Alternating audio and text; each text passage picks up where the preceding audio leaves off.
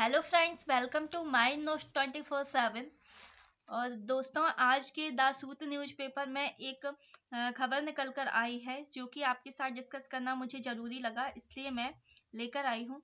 ये पटवारी भर्ती परीक्षा की जांच रिपोर्ट इसी माह होगी सबमिट। कमिटी को ईएसपी से सभी दस्तावेज मिल गए, 10 लाख उम्मीदवारों की नज़र है। तो जैसे कि आप हेडलाइंस देख ही रहे होंगे कि पटवारी भर्ती परीक्षा की जो जांच रिपोर्ट है वो इसी माह सबमिट हो जाएगी। तो मतलब जल्द ही जो पटवारी सिलेक्टेड हो चुके हैं, जो इस परीक्षा में सिलेक्ट हो गए हैं, तो हो सकता है कि अब जल्द ही उनकी ज्वाइनिंग हो जाए, या फिर ये भी हो सकता है कि पटवारी भर्ती कैंसिल हो जाए। यदि ज़्यादा घोटाला देखने को मिलेगा, ज़्यादा ऑब्जेक्शन उठाए गए होंगे, तो फिर पटवारी भर्ती आपकी रिजेक्ट हो जाएगी, कैंसिल हो जाएगी। और यदि उन्हें लगेगा कि नहीं, इतना नॉर्मल है या फिर ज़्यादा केसेस नहीं आएंगे, तो फिर वो पटवारियों की भर्ती कर देंगे। ये उनके ऊपर है। हो सकता है कि जिन जिन के बारे में शिकायतें गई हैं उनका पेपर कैंसिल करवा के बाकी जो उम्मीदवार सिलेक्ट हुए हैं उनकी ज्वाइनिंग हो जाए।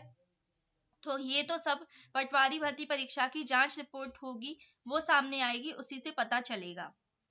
तो जैसा कि यहाँ पर दिया गया है कि जो सीएम है, तत्कालीन सीएम चौहान ने बैठाई थी जांच। पटवारी परीक्षा के रिजल्ट के बाद ग्वालियर के एनआरआई कॉलेज से ही टॉप 10 में 7 उम्मीदवारों के आने के बाद इस पर विवाद हो गया था।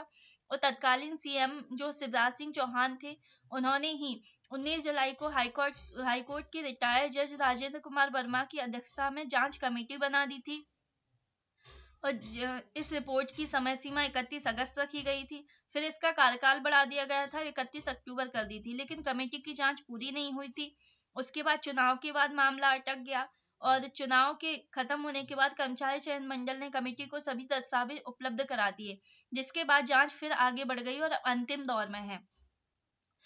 तो यहाँ पर 10 लाख अभ्यर्थी अटके ही रहेंगे, 8,000 चयनित पटवारी भी।